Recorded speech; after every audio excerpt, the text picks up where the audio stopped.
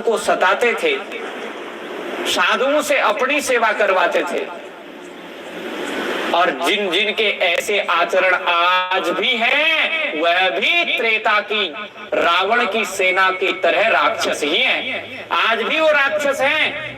गोस्वामी जी कहते हैं, बाढ़े खल बहु चोर जुआरा, बाढ़े खल जुआरा, जेलम पट पर धन पर तारा, जेलम पट पर तारा, माँ नहीं मातु पिता नहीं देवा, माँ नहीं मातु पिता नहीं देवा, साधु ने सन करवा वही सेवा, साधु ने सन करवा वही सेवा, जिनके यह आचरण भवानी, जिनके यह जिनके यह आचरण भवानी, ते जाने हो निश्चर सब प्राणी, ते जाने निश्चर सब प्राणी। जिन जिन के ऐसे आचरण हैं वो सभी राक्षस ही हैं, मानव आकृति में दिखाई दे रहे हो। देखो, रावण भी वैसे एक ब्राह्मण, श्रेष्ठ ब्राह्मण की घर जन्मा था था राक्षस। लोग कहते हैं रावण का अपमान क्यों करते? रावण ने सारे जगत को अपमान किया था माताओं, अनेक सती स्त्रियों का अपमान तिरस्कार किया था। रावण जैसी दुष्टता उस काल में थी नहीं, सब कांपते थे, देवता कांपते थे, सब भयभीत थे। वाल्मीकि रामायण का एक ऐसा अद्भुत प्रसंग है, देवराज इंद्र तो मोर बन गया था, मोर, रावण की डर से मोर बन गया, मोर बन के भाग गया। मोर ने इंद्र की रक्षा की और इंद्र ने मोर को वरदान दिया था कि देखो, मुझे सहस्राक्ष बोलते हैं, सहस्र नेत्र है मेरे। हे मोर, तेरी जाति को मेरा वरदान है कि तेरे पंखों में नेत्र बन जाएंगे। ये नेत्र मोर के पंख में दिखाई देते हैं ना, इंद्र का वरदान है। लेकिन इंद्र ने वरदान क्यों दिया? क्योंकि मोर ने इंद्र को शरण दी थी, मोर जाति ने इंद्र को शरण दी, मोर बनने की आज्ञा दी इंद्र को। कोई व्यक्ति दूसरे का रूप किसी की आज्ञा के बिना धारण नहीं कर सकता। ये भारतीय सनातन संविधान है। कितनी अद्भुत बात! रावण का ऐसा आतंक था। श्री राम ने केवल भगवती सीता के लिए रावण का वध नहीं किया था। श्री राम ने रावण का वध इसलिए किया था क्योंकि रावण जैसे आतताई पापी ने अनेक नारियों के शील का भंग किया था, अनेक सती स्त्रियों का अपहरण किया था, उनके पातिव्रत धर्म का भंग किया था। और एक स्त्री ऐसी भी थी जिसको रावण ने छुआ और उसके केसों को छुआ था, और उस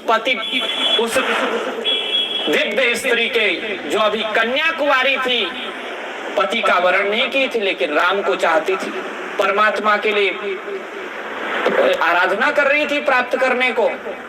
उसने अपने बालों को एक हाथ से पकड़ा, दूसरे हाथ से बालों में ऐसी चोट मारी, जिन केसों को रावण ने छू लिया था उन केसों को हाथ से काट डाला, और अंत में वो विरहाग्नि में जल करके, दिव्याग्नि में जल करके भस्म हुई। लेकिन रावण को शाप देके गई थी, रावण तूने स्त्रियों का अपमान किया। जो स्त्रियों का अपमान करता है, माताओं का तिरस्कार करता है, वो निश्चित रूप से दंडनीय अपराध करता है। माताएं देवी स्वरूपा है, साक्षात देवी स्वरूपा है। और देवियों का जैसा आचरण मेरी माताओं को नित्य निरंतर करना चाहिए, यही शास्त्र आज्ञा देता है। पुरुष को देव कहा जाता है और देवियों को, माताओं को देवी कहा जाता है। पर कहा कब जाता है? जब हम लोगों का आचरण देवता और देवी जैसा हो, ये शास्त्र कहता है। स्वरूप तो वो साक्षात देवी और देव के हैं, सीताराम के स्वरूप हैं, राम जी के स्वरूप सारे पुरुष और सीता जी के स्वरूप सारी माताएं। लेकिन हमें सीता जैसा बनने का प्रयत्न करना है, हमें श्री राम जैसा बनने का प्रयत्न करना है, उनका जैसा आचरण हमारा हो जाए।